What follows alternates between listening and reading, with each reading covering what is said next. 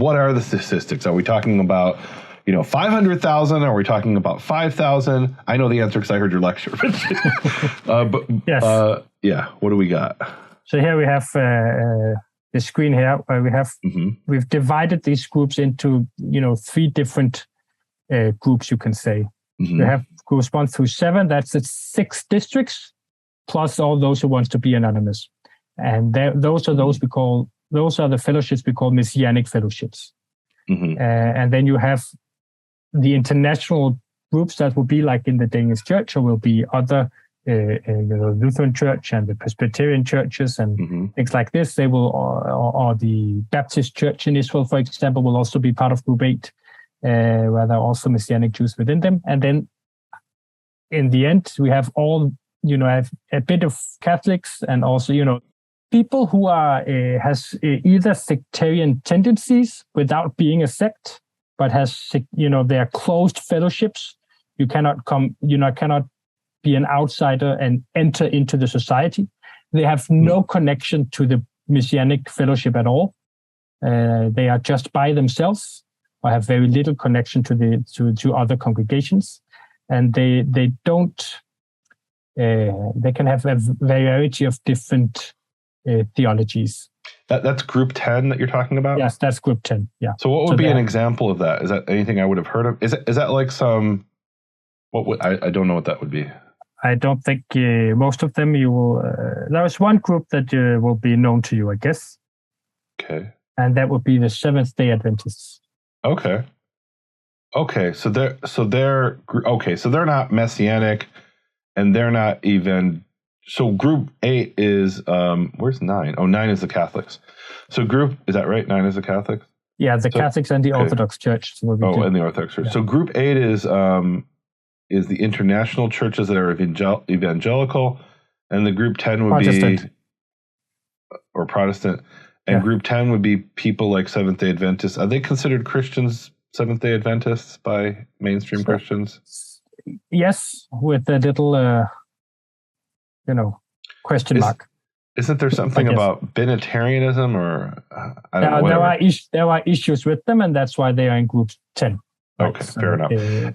And you said okay, so you said we're talking about like and you said sectarian. I want to understand that more. Okay, so it's not that interesting because we want to focus on Group 1 through 7. Right. Let's go back to 1 through 7 because it's 3,000 including the Catholics. What are we talking? A few hundred people, maybe, right? I mean, yes, exactly. So I'll just say that in Group 10 we have. There are some that are very closed and have very strange ideas of what it means to be a believer in Jesus.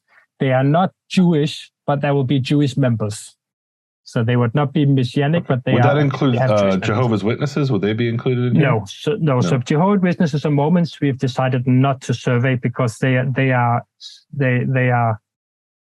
by mainstream Christianity already not considered Orthodox in their beliefs. Okay, all right. Even though some of 1 through 7 might not be Orthodox.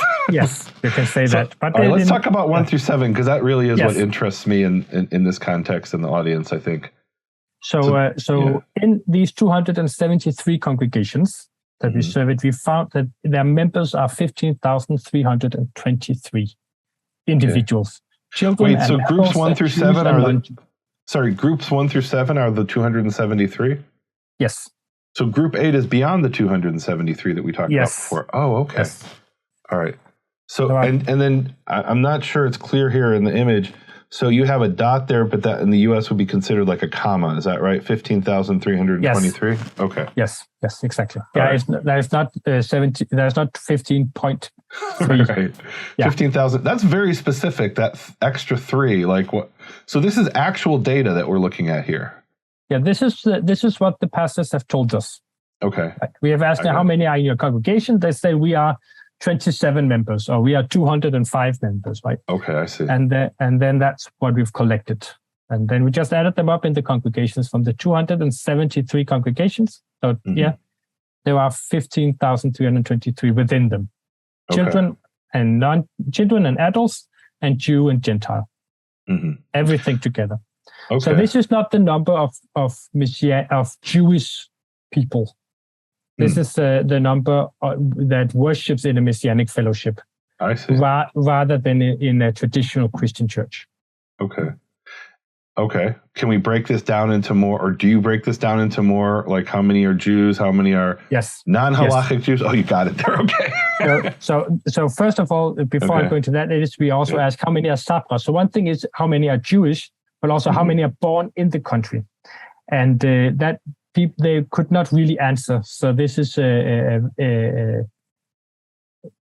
it's difficult to extrapolate these data, but because we have it, so few have knew it. But from what we could see here, tell us what a Sabra is. Native-born Israeli. Okay. Native-born Israel. And I love the word Sabra because it actually refers to the fruit of of a certain type of cactus. And the reason native-born Israelis are called that is because it's prickly on the outside and sweet on the inside. And so that they say that's the symbol of the native-born Israeli, that they're tough and prickly, but on the inside they're sweet. Okay, Sabarim or Sabras are, so what am I looking at here in the numbers? What's the 180? Here you have, you can in the different language groups, how many could answer, how many Sabras are in the congregations. That's, in the first line. The second line is the percentage of fellowships that could actually answer that question. So it doesn't mean that's the real number. That's just how many could answer. So within, So for example, let's look at the Amharic speaking congregations, right? Okay. You have 180 Sabras within those congregations, but that is 16% of those fellowship that they are members of. Is 16% of those fellowships have Sabras within them. Okay, let's look at the Russian, because the Russian were 50% of the fellowships, and you're saying only 3% of the members or the congregants are native-born. Yes, exactly. That answered. Of course, okay. Yeah. So this of course relates again to the big influx of immigrants from former Soviet Union that came, right? So we have 1.3 million Russian speakers in the land. They've immigrated here, or their parents have immigrated here. And of course, most of them are not born in the country. So again, the second or third generation Russian speakers, they become Hebrew speakers. Right. So you're saying 3% of the people in the Russian congregations answered that they were Sabras, which would mean there's something like 1,130 Russian-speaking congregants. That's really interesting because 50% of the congregations are Russian, but you said the total's 15,000. So how is that number adding up? So within the Russian, of the 50%, okay, thank you for this question. This will make it clear.